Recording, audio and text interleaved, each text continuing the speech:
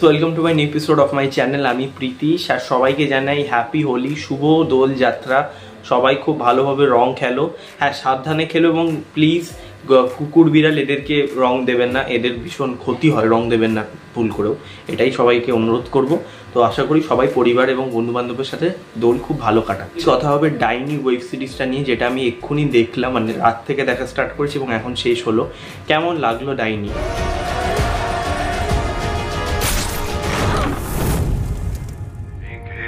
ওর ব্যাপারে যদি সবার প্রথম আসি, ডাইনি গল্পটা, এখানে লতা এবং পাতা দুই বোনের গল্প দেখানো হচ্ছে। তারা একটা গ্রামে থাকতো এবং একটি বোন, তাদের মধ্যেই একটি বোন সে চলে যায় এবং একটি বোন ওই গ্রামের মধ্যেই থাকে।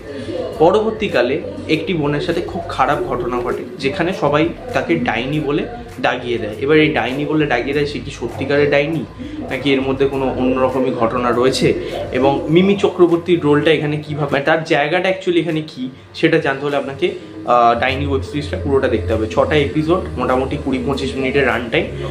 গল্পের নেগেটিভ দিক, পজিটিভ দিক। সবার প্রথম যদি পজিটিভ দিক বলি, এরকম অ্যাটেম ভাবা ট্রেলারে আপনি যে যে জিনিসগুলো প্রমিস করবে, মানে এই সিরিজটা যে যে জিনিসগুলো আপনাকে প্রমিস করবে সেটা প্রোভাইড তো করবে, পাশাপাশি অনেক জিনিসও প্রোভাইড করবে যেটা দেখতে আপনার বেশ ভালো লাগবে এবং বেশ আপনি মজা পাবেন।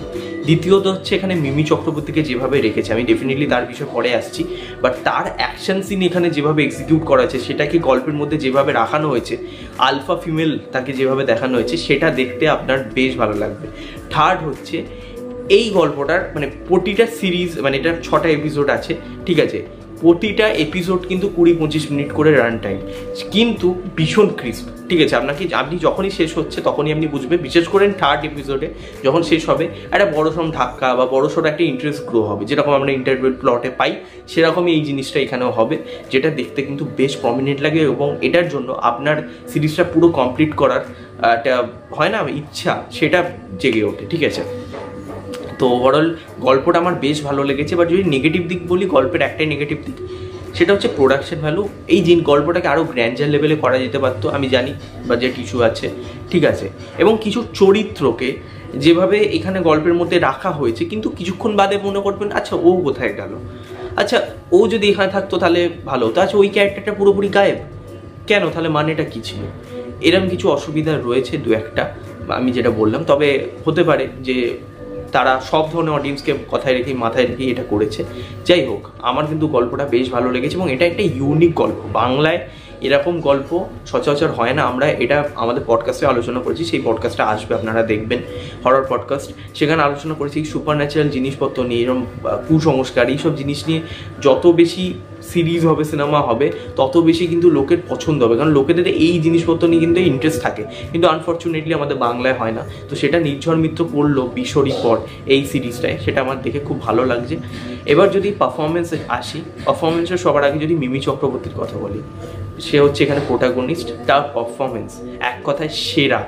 তাকে ইমোশনাল সিনগুলো যেভাবে এখানে দেখানো হয়েছে, তার পারফরমেন্স, তার বডি ল্যাঙ্গুয়েজ, তার মুখের এক্সপ্রেশন আপনার দারুণ লাগবে। অ্যাকশন সিনগুলো যেভাবে ডিজাইন করা হয়েছে, তাকে অ্যাজ আ আলফা ফিমেল এখানে ট্রিট করা হয়েছে, যেটা দেখতে কিন্তু বেশ প্রমিনেন্ট লাগে, ঠিক আছে। কোনোভাবে জোর করে যে তাকে অ্যাকশন সে পারে না করানো হচ্ছে, এরকম কিন্তু নয়। আপনার দেখে মনে হবে মিমি চক্রবর্তী অ্যাজ আ মানে মাস অ্যাকশন করতে পারে, মানে মাস হিরোইন, ঠিক আছে।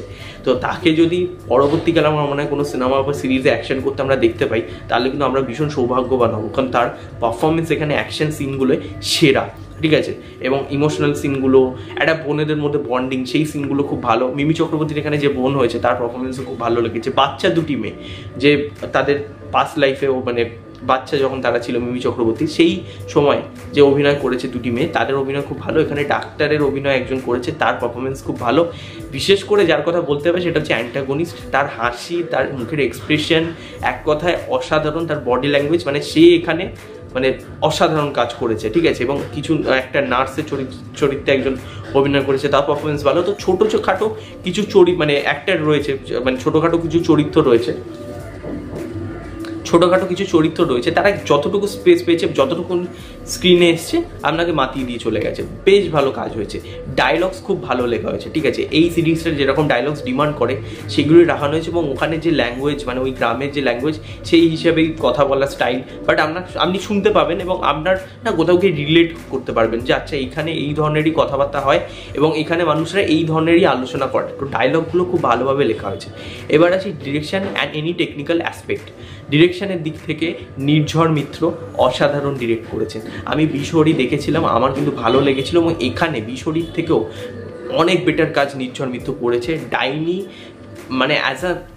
মানে ডাইনি নাম শুনলে আমরা একটা ভয়ের ব্যাপার ভাবি যে ডাইনি মানে এমন একটা ভূত যে সবাইকে খেয়ে নেয়, এ করে, এরকম একটা ব্যাপার, বাচ্চাদের খেয়ে বলি দেয়, এরকম করে। কিন্তু এই মিথটাকে সে কীভাবে সেটাকে ভেঙেছে এবং যেভাবে একটা অ্যাটেম্প নিয়েছে, আর বাংলায় এরকম কাজ সত্যি বলছি এটা একটা এক্সপেরিমেন্টাল কাজ, এটা একটা চ্যালেঞ্জিং কাজ, সেটা নির্ঝর মিত্র করে দেখিয়েছে। এবং এই সিরিজের কালার গ্রেডিং সেটার ব্যাপারে যদি আসি, সেটাও কিন্তু দারুণ, বেশ ডার্ক কালার গ্রেডিং রাখা হয়েছে, এবং যেখানে মিমি চক্রবর্তী মানে অ্যাকশন সিন করছে সেখানে কালার গ্রেডিংটা আবার ইয়েলিশ রাখা হয়েছে, যেটা দেখতে খুব প্রমিনেন্ট লাগে।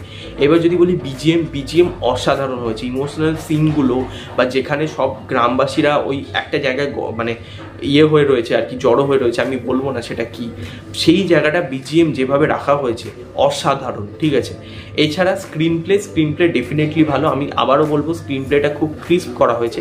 কিন্তু আরেকটা যেটা বিষয়, স্ক্রিন প্লেটা কিন্তু আরও মানে এই গল্পটা কিন্তু আরও বড় হতো, এই সিরিজটা আর একটু বড় হতো, এটা 6টা এপিসোড না হয়ে যদি আরেকটু বড় হতো আমার মনে হয় ডেফিনেটলি আরও ভালো হতো, কারণ কিছু ডিটেলিং এবং মিমির পাস্ট লাইফের ব্যাপারে আমরা কিছু জানতে পারতাম, ঠিক আছে। আমি বেশি কিছু বলবো না, তবে সেইগুলো থাকলে আমার মনে হয় ডেফিনেটলি সিরিজটা আরও ভালো হতো।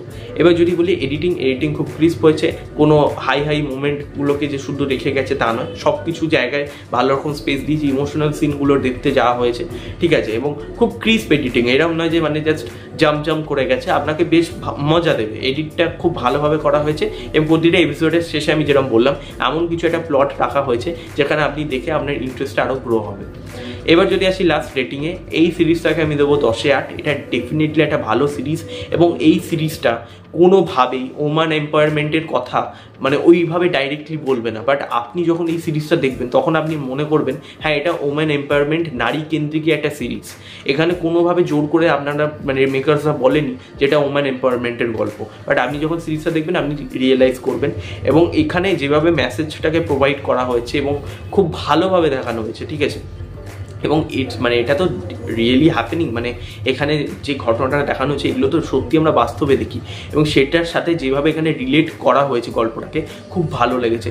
সিরিজে আমি দুটো খামতি নিয়ে কথা বলেছি, যেরকম হচ্ছে কিছু ক্যারেক্টার হঠাৎ করে তাদের স্পেস কম হয়ে যাওয়া, এবং পাশাপাশি বড় হওয়া, মানে একটু ফ্রেমটা বড় হলে আমার মনে হয় ভালো হতো, গ্র্যান্ডারটা একটু বড় হলে ভালো হতো সিরিজে, তাহলে মজাটা আরও আসতো।